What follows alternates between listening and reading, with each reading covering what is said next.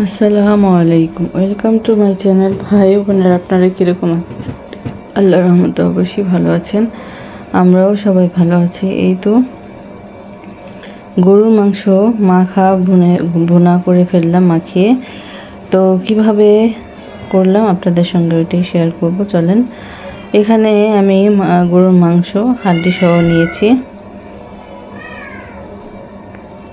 আর এখানে নিয়েছি আমি পেঁয়াজ কুচি, টমেটো কুচি, আর কিছুটা কাঁচামরিচ, 2-3 টুকরা কাঁচামরিচ নিয়েছি, আর এখানে এলাচ, লং, তেজপাতা, জিরা নিয়েছি।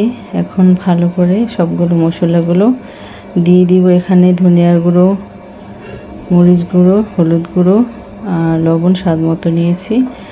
তো আপনারা দেখে অবশ্যই বুঝতে পারতেছেন কতটুকু অল্প অল্প করে নিয়েছি। আর এখানে 1 টেবিল চামচের মতো আমি ভরে আমি দিয়ে দিলাম আদা রসুন বাটা। তো যেহেতু সেহরির জন্য খাবো, এটার জন্য আমি অল্প করে রান্নাটা করে নিলাম। এখন ভালো করে মেখে নিব এই সবগুলো মশলা দিয়ে।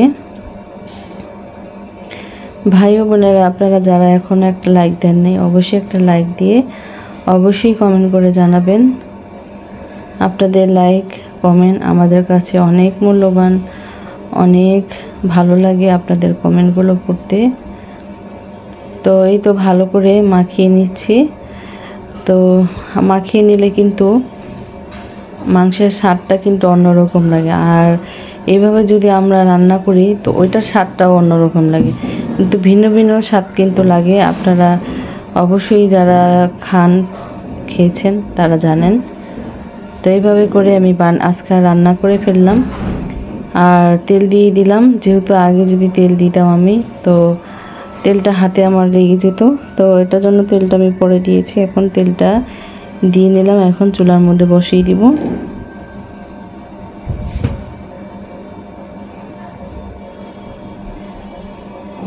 এই তো চুলায় বসিয়ে দিয়েছি, ঢাকনা দিয়ে ঢেকে দিব বলক আসার জন্য।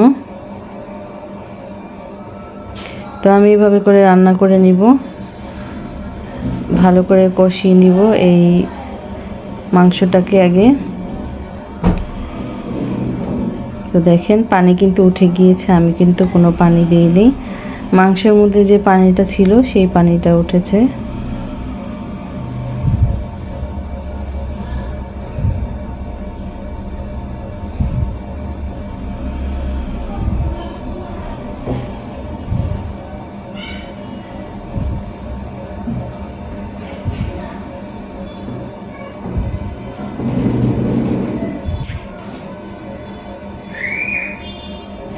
এই তো দেখেন পানিটা কতটা শুকিয়ে গিয়েছে, আর তেলও ছেড়ে দিয়েছে মশলার থেকে। আমার মাংসটা কষানো হয়ে গিয়েছে।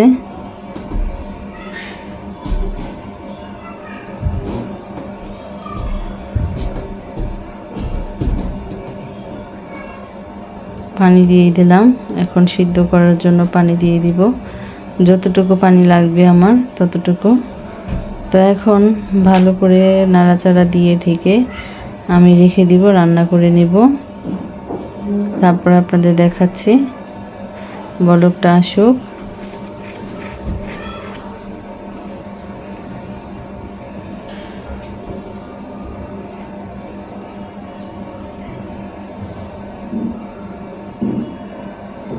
এই তো দেখেন আমি কিন্তু এর মাঝে অনেকবার নাড়াচাড়া দিয়েছি, আর পানিটা অনেকটাই শুকিয়ে গিয়েছে। আরও একটু শুকাবো পানিটা, মাখা মাখা ঝোল রাখবো।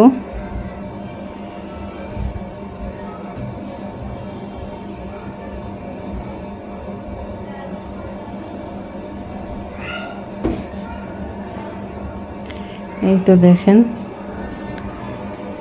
পানি কিন্তু শুকিয়ে গিয়েছে, আর চুলার থেকে নামালে কিন্তু আরও মাখা মাখা হয়ে যাবে, আরও টেনে যাবে।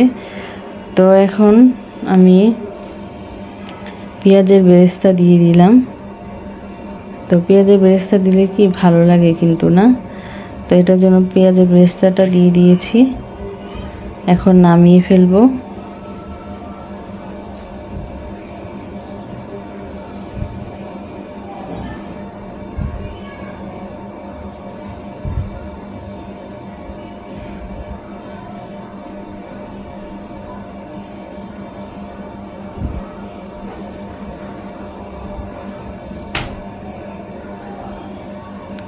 তো এই তো আপনাদের কাছে দেখালাম। তো ধৈর্য ধরে দেখার জন্য অসংখ্য অসংখ্য ধন্যবাদ ভাই বোনেরা। কীরকম হয়েছে অবশ্যই কমেন্ট করে জানাবেন আমার হাতে মাখা গরুর মাংসটা।